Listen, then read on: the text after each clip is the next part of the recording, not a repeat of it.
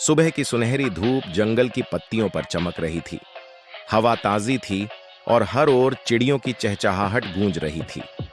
उसी समय चालाक लोमड़ी अपनी नुकीली नाक जमीन पर झुकाए इधर उधर कुछ खाने की तलाश में भटक रही थी।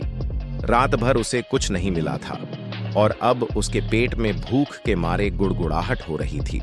वह पेड़ों के बीच से गुजर ही रही थी कि अचानक उसकी नजर ऊपर पड़ी। एक ऊंचे पेड़ की शाख पर एक काला कौवा बैठा था। यह पहली बार नहीं था जब लोमड़ी ने किसी कौवे को देखा हो, लेकिन आज उसकी आंखें चौड़ी हो गईं। कौवे की चोंच में पीले रंग का चमकता हुआ पनीर का टुकड़ा था। लोमड़ी की जीभ लालच से बाहर निकल आई। उसने मन ही मन कहा, वाह, मुझे और ढूंढने की जरूरत नहीं, ये तो मेरा नाश्ता तैयार है, बस थोड़ी चालाकी चाहिए। वह पेड़ के नीचे पहुंची और सिर उठाकर बोली, सुप्रभात सुंदरी। कौवा सतर्क था। उसने एक आंख से लोमड़ी को देखा और मन में सोचा, यह इतनी मीठी बातें क्यों कर रही है, कहीं मुझे छलने तो नहीं आई। उसने चुपचाप पनीर को कसकर पकड़े रखा और कोई जवाब नहीं दिया।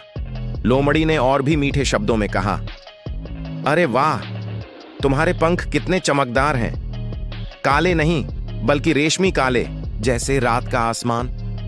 तुम्हारी देह कितनी सुंदर और संतुलित है, तुम्हारे पंख कितने मजबूत और शानदार दिखते हैं।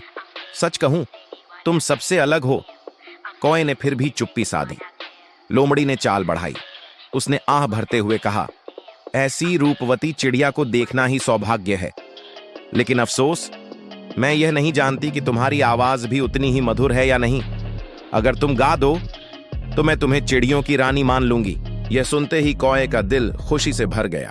उसका अहंकार जाग उठा। उसने सोचा, अगर मैं गाऊं और सब मुझे रानी कहें तो कितना अच्छा होगा। वह अपने पंख फड़फड़ाने लगी। उसने सिर ऊंचा किया और गाने की तैयारी में चोंच खोली।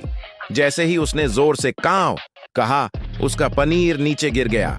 लोमड़ी ने तत्परता से मुंह खोला और पनीर सीधा उसके भीतर जा गिरा।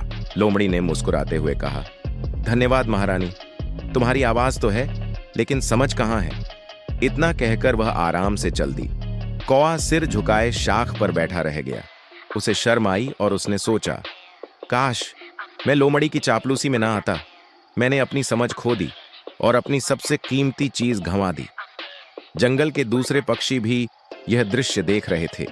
वे आपस में फुसफुसाए, कितना खतरनाक होता है मीठी बातों पर विश्वास करना। लोमड़ी ने कौवे से उसका भोजन छीन लिया और कौवा केवल उसकी झूठी प्रशंसा सुनता रह गया।